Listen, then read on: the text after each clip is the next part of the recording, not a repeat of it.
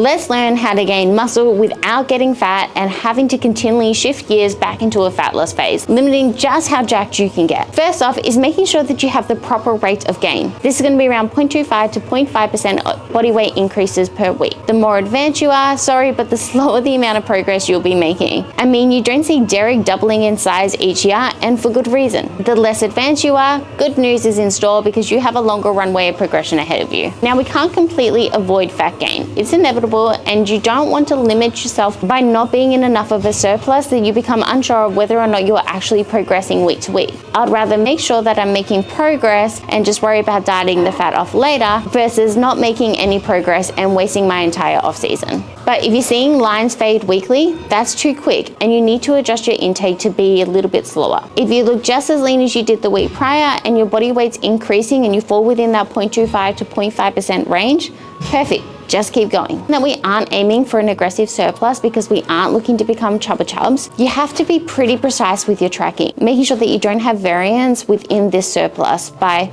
not accurately tracking your food or your output, meaning your steps and your cardio. So now you know what rate of weight gain you are aiming for, you know what to track, and you know how to track. What the hell do you do if you aren't gaining within that range? If you're below the range, we'll go with a 5% caloric increase. So if you're eating 3,000 calories per day, we would add in an additional 150 calories. If you have an adaptive metabolism, I am sending you a little prayer. And if you're not sure if you have an adaptive metabolism, you're about to find out. If you're that person where you can make a food increase and just nothing happens, you might need to be a little bit more aggressive with your increases, like 7 to 10 or even 12% increases, and see if that sticks. But these slow increases of 5% is going to be your best way to make sure that you don't overdo the caloric surplus and gain unnecessary fat. And please don't even get me started on the cheat meals. Now, if you're above that range, we do a 5% caloric decrease to bring you back down. The next step is figuring out your macros. I have a full breakdown of this in my school community, which I'll link in the description. But just for a quick overview, we'll be looking at 1 to 2 grams of protein per pound of body weight, 0.2 to 0.7 grams of fat per pound of body weight. And once you've hit your fat target, you're going to get the rest of your calories from carbohydrates. Provided that your appetite and digestion is in a good spot, I would recommend that most of your caloric increases come from carbohydrates to fuel the progress that you'll be making within your training. And you'll probably notice that your fats increase slightly with this just due to the trace amounts in your carbohydrate sources. If you're hitting that point where it's just a ton of food and you have very little appetite, up the fats, or it might be time to pull back and do a little bit of a mini carb. This is also something that I've discussed in the school, so I'll leave that for now. As far as timing around training and fueling recovery, it's not super important because at this point in the off season, you're going to have plenty of fuel and you're not running the risk of going into your sessions glycogen depleted